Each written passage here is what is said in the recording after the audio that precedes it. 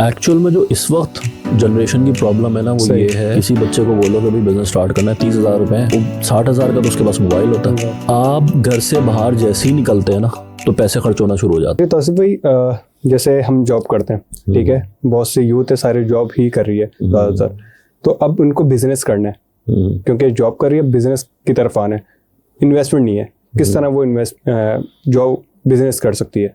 अच्छा, मैं इसको इस तरह से रिस्पॉन्ड करूंगा कि ना हमने थोड़ा सा मिथ बना लिया कि आप कारोबार करने जा रहे हैं तो इन्वेस्टमेंट नहीं चाहिए होती। मेरा पॉइंट ऑफ व्यू इसके हवाले से बिल्कुल डिफरेंट है। आपको इन्वेस्टमेंट चाहिए होती है। बिजनेस का मतलब यही है कि पैसे आप लगाओगे, पैसे लगाने के बाद फिर आप काम स्टार्ट करोगे, ठीक है।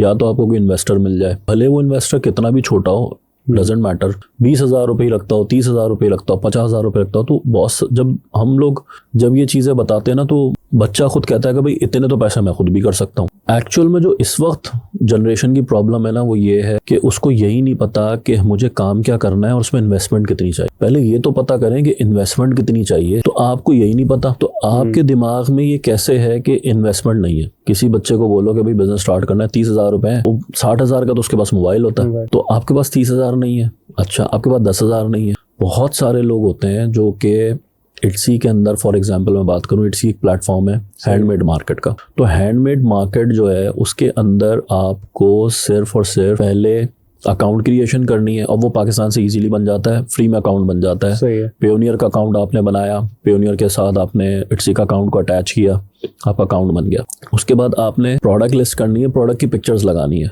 आपको फिर इसका मतलब है सप्लायर चाहिए। आपने सप्लायर ढूंढा, सप्लायर से कोई एक सैंपल प्रोडक्ट खरीद के लिया है, वो सैंपल प्रोडक्ट कितने की हो, 200 रुपए की होगी, 300 रुपए की होगी, 500 रुपए की होगी, उसको आपने अपने ही मोबाइल से तस्वीर खींची और उसके ऊपर प्रोडक्ट लिस्ट कर दी। 500 रुपए की इन्वेस्टमेंट हुई, टोटल 500 रुपए की इन्वेस्टमेंट हुई, 1,000 की हुई, 2,000 रुपए की हुई। अब कौन सा बच्चा होगा जो कहेगा कि हाँ 500, 600, 700, 800, 1,000, 2,000 रुपए लगाने को नहीं है? सब बोलेंगे भाई कर लेंगे।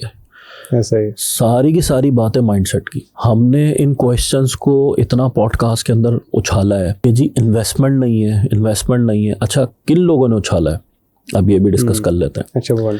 ये उन लोगों ने उछाला है जिन लोगों ने अपने प्लेटफॉर्म्स बनाए, ड्रॉप शिपिंग के प्लेटफॉर्म्स बनाए, खास तौर पे लोकल हो या इंटरनेशनल हो। उन्होंने बोला कि जी जीरो इन्वेस्टमेंट से कैसे काम कर सकते हैं। तो ये जीरो इन्वेस्टमेंट वहां से निकला वर्ड। जी आपने सिर्फ अकाउंट बना लेना है, हमारा कोई भी XYZ प्लेटफॉर्म है, उसको जी शॉपिफाई से कनेक्ट कर लेना है, ये भी नेक्स्ट स्टेज है। और आपको जी नहीं, किसी ने बोला कि जी व्हाट्सएप से कनेक्ट कर लेना है, और जी जीरो इन्वेस्टमेंट। अब जीरो इन्वेस्टमेंट का कॉन्सेप्ट ये है कि प्रोडक्ट्स वहां पे प्लेटफॉर्म पे लगी हुई होती हैं सारी की सारी। सही है, ऐसे ही। आपने उनको बोला कि जी आपने सिर्फ मेहनत करनी है कि जी ऑर्डर लेके आ जाना है, तो ऑर्डर लेके आ जाना है। जैसे ही ऑर्डर आएगा तो हम सब कुछ कर लेंगे आपके बिहाफ पे, और जो पैसे होंगे वो आपको मिल जाएंगे। सेंस बनता है, हाँ भाई बात सही है।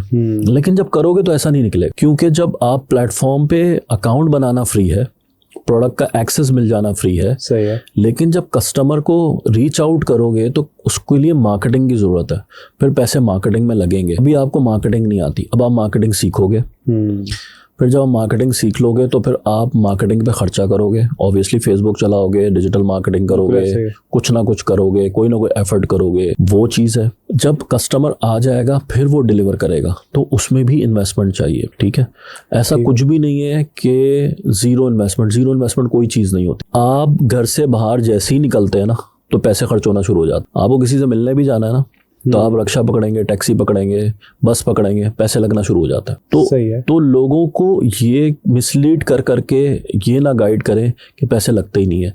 आप पहले ये पता करें कि पैसे लगने कितने, कोई भी काम है उसमें पैसे लगने कितने। अगर आप किसी के साथ पार्टनरशिप कर रहे हैं, किसी को कह रहे हैं कि ठीक है मुझे काम भी नहीं आता, आप मुझे ज़्यादा एक्सपीरियंस लगते हैं, आप मुझे थोड़ा टाइम जो है ना वो रख लें, ओन कर लें, और मुझे अपने किसी बिजनेस मॉडल के अंदर लगाने की कोशिश करें। अब नेक्स्ट जो हमारा फेज है वो ये है, क्योंकि यूथ को एक और प्रॉब्लम में डाला हुआ है, वो ये है कि हेफ्टी अमाउंट ऑफ डॉलर्स में हमने उसको डाल दिया कि जी इतने $1,000 बनाओ और इतने $1,000 तो महीने के कमाने जरूरी है। तो यूथ उसमें भी फंस गई है कि भाई वो तो मगर मैं $500 या $1,000 महीने के नहीं बना रहा तो मैं तो बहुत निकम्मा हूँ। एक्चुअली तुम्हें ये सोचना चाहिए कि $500,000 बनने कैसे हैं, कैसे बने, बहुत जल्दी में हमारी यूथ। हाँ, और वो $500,000 बनाने के लिए भी आपके पास क्या है, आपके खुद के पास क्या है।